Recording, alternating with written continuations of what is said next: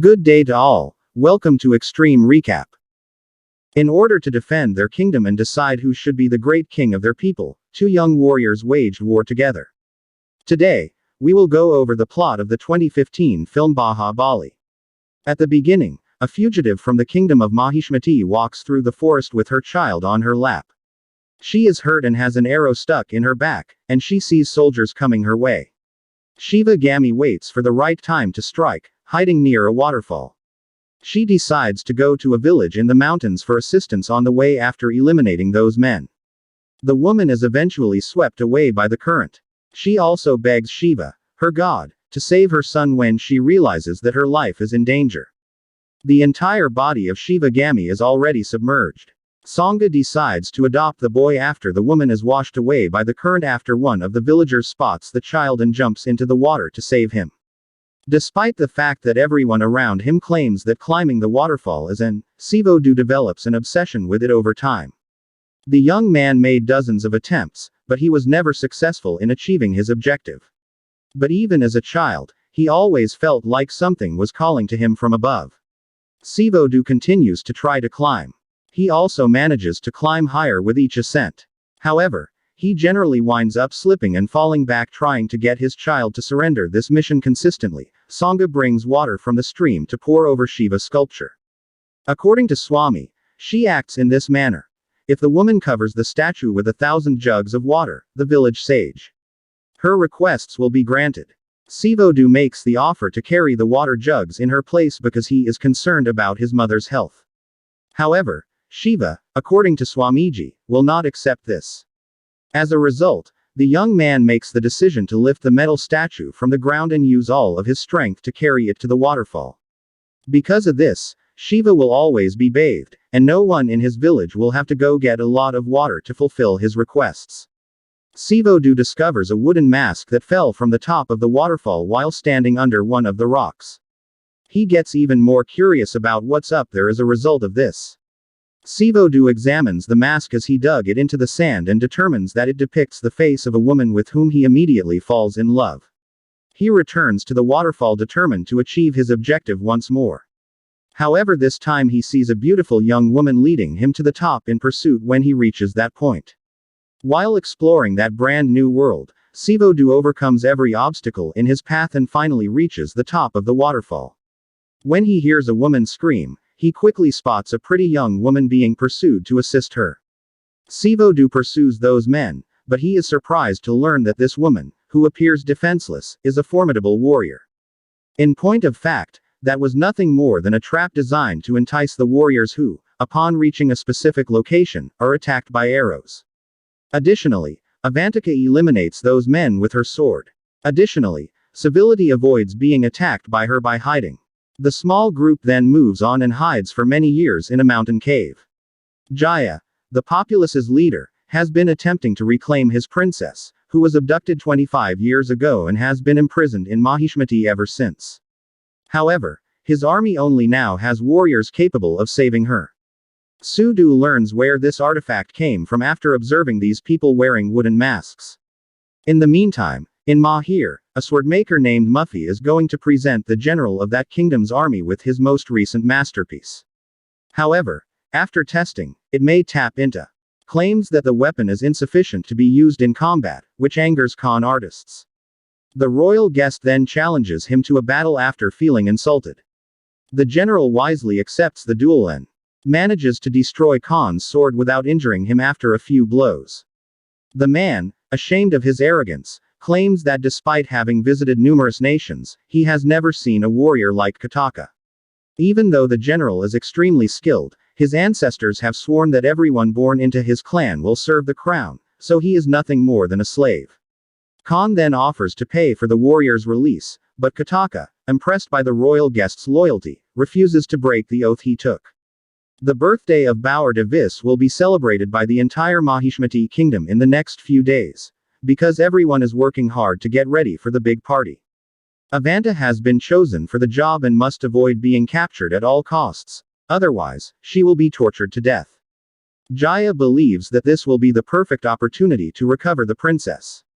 He says that he will choose his best warrior to have the honor of carrying out this rescue mission because of her great skill in battle. Bully a diva, as a powerful, uncaring individual who enjoys subjugating animals and people. His power and remorselessness are perfect to such an extent that in one of the merriments going before his birthday, the man begins a duel against a bull just to demonstrate his prevalence. The great warrior kills the animal with one blow when it breaks free of its chains and tries to attack him. The king is perplexed by Katap's loyalty because he is aware that the man really wants to kill him. The army general tries to persuade Bologna Dava to release Devasena, who he has held captive for 25 years, despite the fact that he nearly died to save him. The cruel king, on the other hand, says that the woman will suffer until she dies. Nevertheless, the general goes to free her in the middle of the night. Devasena, on the other hand, begs him not to because her son is about to save her. Catapult is of the opinion that the child passed away 25 years ago. However, Devasena is of the opinion that the boy survived and will soon return. Prior to departing on her mission in the Mahishmati kingdom, Avantika takes part in a hunt with another warrior from her tribe. The arrow is in the hands of the young woman who is standing in a tree. She's just waiting for her target to appear. The warrior is so intent on her task that she doesn't notice anyone following her. The man then draws a picture on her arm while using a snake to distract her. Avantika descends from the tree to meet her friend once she has eliminated the snake. She only then realizes that the tattoo is there and wonders who made that design. She then leaves in search of her prey and asks her companion to return to the village. When she meets Sivo, Avantika mercilessly attacks him, and her arrow almost hits him. Every time the man tries to talk to the warrior, he is attacked. As a result, he decides to lure her into a trap. However, the woman manages to deceive him because she is smarter. She asks him where he came from and threatens him with her sword. Avantika asserts that only gods are capable of doing this when he discloses that he has climbed the waterfall. Then tells her that he met the lady in his fantasies and went there to meet her. Avantika, enraged, tries to strike him with her sword. Sivo, on the other hand, uses implants as makeup to paint the young woman's face while avoiding her attacks and observing her reflection reflected in the water. Since she has never seen herself in that way before, the woman is impressed. Do Sido. Then she passes the mask she dropped from the waterfall with both hands. Additionally, Avantika is aware that he is relating when he claims to have climbed that mountain in order to locate her. A few hours are spent together by the couple. However, the warrior uses a plant to induce sleep in Shivudu while she moves toward her goal because she is aware that she has a task to complete. The young woman is taken in by a group of hostile soldiers on the way, but Sivo appears to save her quickly.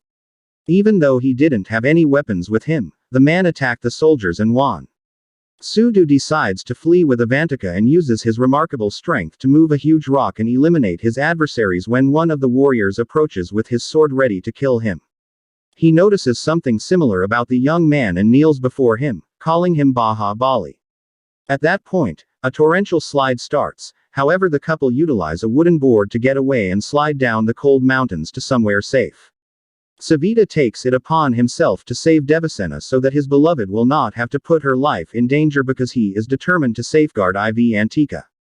The man travels to the kingdom of Mahir on horseback and ascends the wall to reach the city. During that day, in honor of the king, a massive golden statue is being constructed.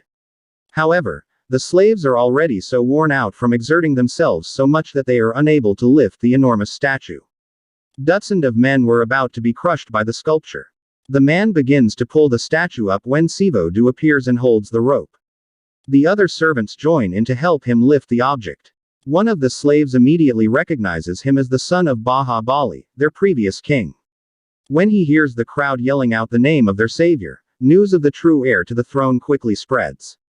Su disguises himself as a royal army soldier to gain entry to the castle and borrows a devil's room without causing suspicion because the king feels threatened and decides to contain his feelings. The warrior, on the other hand, draws attention to himself by dropping a burning chalice on the curtain, and the king orders his guards to capture him alive. Shivudu dashes into the courtyard of the castle while everyone else is occupied and distracted by the fire. The woman is delighted and relieved to learn that he is still alive, despite the fact that Devasena has been chained up when she first saw him. In contrast, Shivudu does not experience anything special upon meeting her because he is unaware that she is his mother. The soldiers then show up to attack him. However, civility is as powerful as an army. And when he rescues Devasena, an alarm goes off, and the man uses the royal carriage to get away. He does this all by himself. He can't be stopped by the fireballs the guards throw at him. However, Shivudu is taken aback by an attack when he reaches the forest and is thrown into a mud puddle. The warrior falls to the ground for a few seconds after being struck hard on the head. He sees one of the soldiers attacking Devasena when he wakes up, but she is unable to defend herself. Seythe attacks those men with all of his resentment as a result of his deep rage caused by this. Even though he takes a few blows with his sword, the man doesn't back down in battle and kills anyone who dares to face him, including Badu, the younger brother of the king, just as he was about to kill him. Kataba joins the fight against Shivudu because it is his duty to defend the royal family at all costs.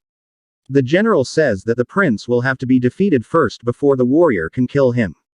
After the warrior defeats the old man, he goes after Badru, but he is attacked again.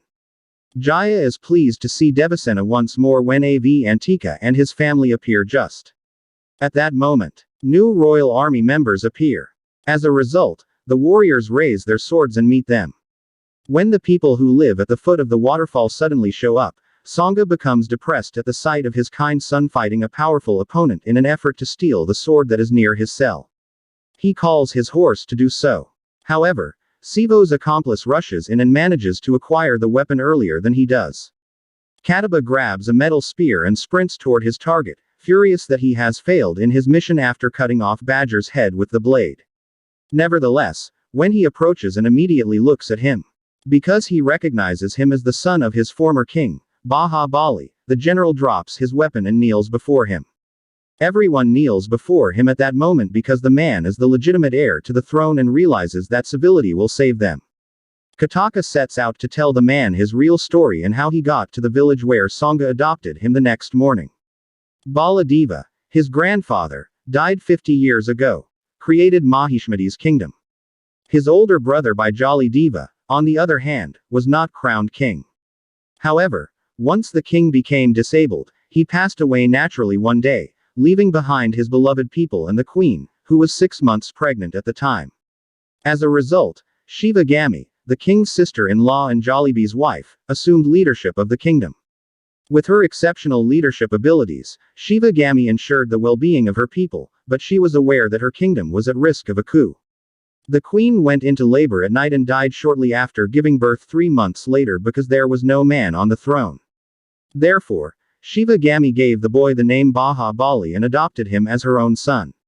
In Martinez, one of the royal family members attempted to usurp the throne, and the woman's nightmare soon became a reality.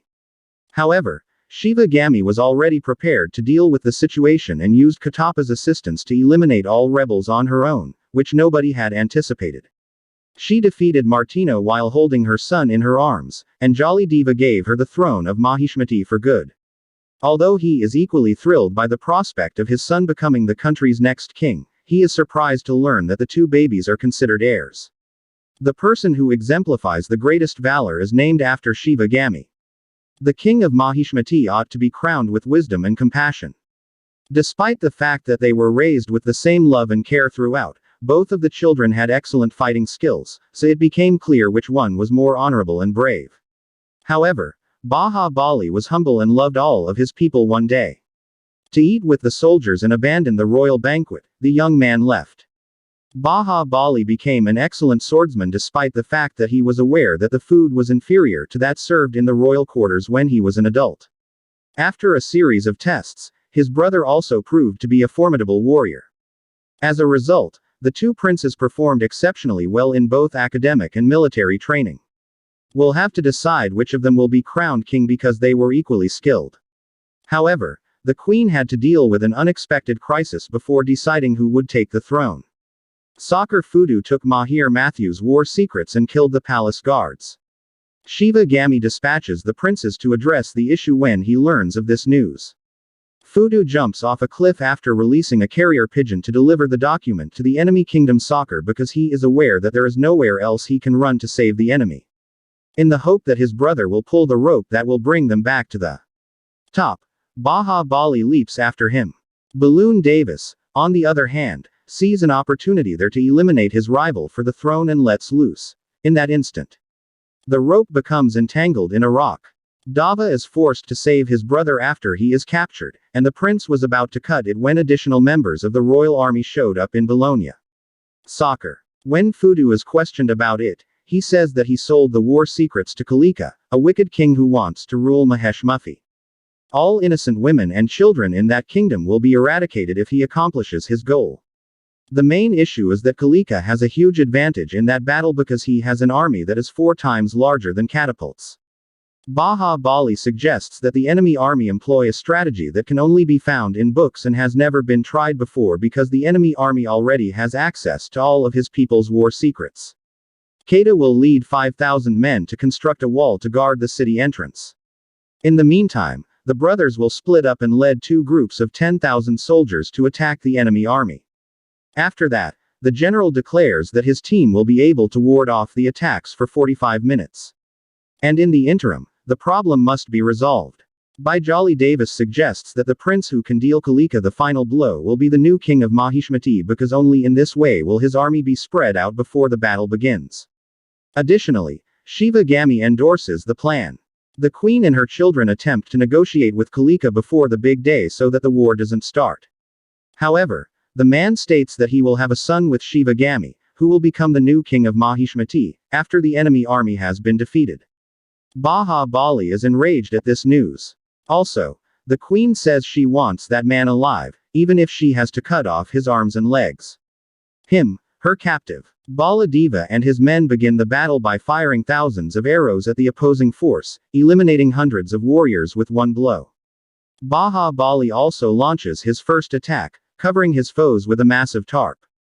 The warrior surprises everyone when he shoots a flaming arrow at the fabric that had been soaked in alcohol. When the soldiers in the enemy group finally manage to reach the wall, they go up in flames.